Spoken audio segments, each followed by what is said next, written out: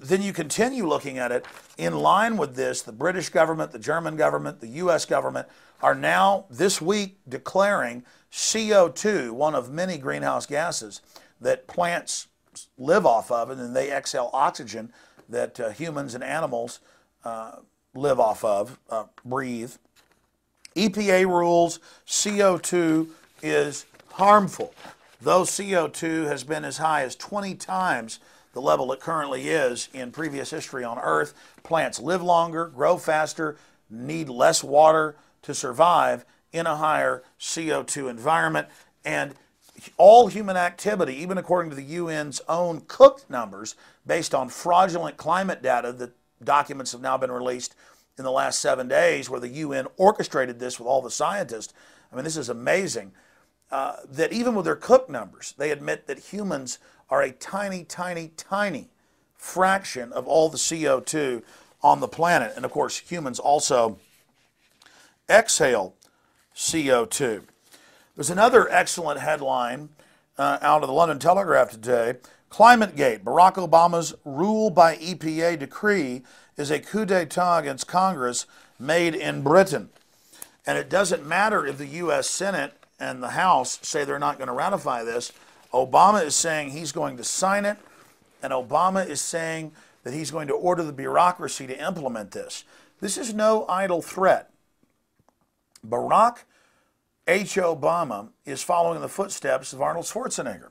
Arnold Schwarzenegger couldn't get the California legislature to ban television sets above 40 inches, claiming they were energy hogs, and tax all other television sets. So he just ordered the California Energy Department 1 month ago to implement by fiat a extra legislative, extrajudicial decree that this would be done.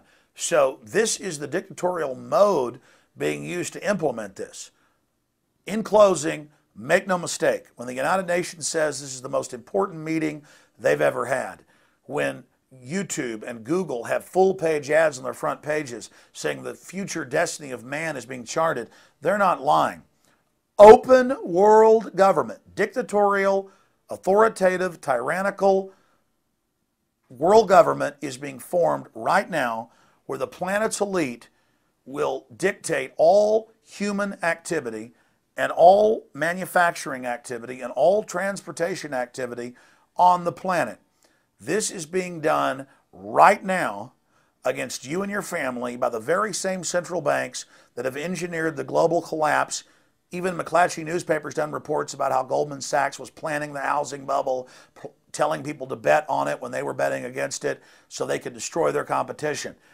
This is about the parasites of our economy, the parasites of the world, setting up a private corporate government for themselves. Climategate and the emails proving that they know it's a fraud and only a political tool to hijack the world's resources and control it for their own aim is only the literal tip of the iceberg. The phony environmentalists at the top know this has nothing to do with the environment. It has to do with a massive power grab to control the future destiny of civilization and society, and most importantly, to freeze the third world, their economic development. Just in the United States, in the last 5 years, more than a third of our agricultural base has been used to produce ethanol. This has triggered, admittedly, a doubling in world food prices in the last 3 years, and riots, food riots, as people starve to death across the world. This is eugenics. This is genocide. The global elite believe humans are parasites, and they are carrying out a program of genocide against free humanity. Please tell everyone you know that this is a distraction from real environmental crises like cross-species genetic engineering and toxic waste dumping and overfishing of the oceans, real issues that aren't being addressed. This is a global authority taking control of the life-giving gas carbon dioxide and listing it as a toxic pollutant so they have the power to tax and destroy and consolidate the world economy. I want to, in closing, read you a quote from Maurice Strong that he gave in Rio de Janeiro to the first Earth Summit in 1992. He said, "Isn't the only hope for the planet that the industrialized civilizations collapse? Isn't it our responsibility to bring that about? There are literally hundreds of other quotes by these men and women, these Malthusians, these eugenicists, these Hitlerian supporters of population reduction.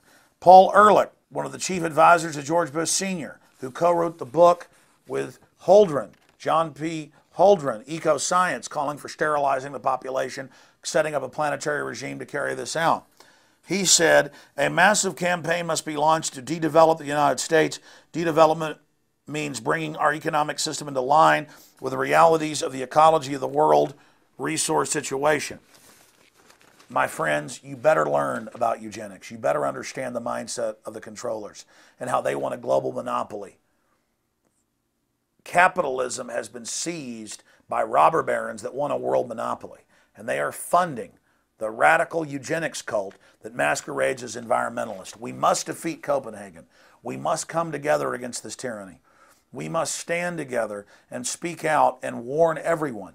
And we must demand that even though Obama is set to sign this treaty, that it not be ratified in the U.S. Senate. We must then block the states from complying with the federal bureaucracy, who will do an end run around the legislative process to implement this system. I'm Alex Jones, and this is the Info War, the fight for all of our lives, the fight for all of our futures, and the future destiny of free humanity.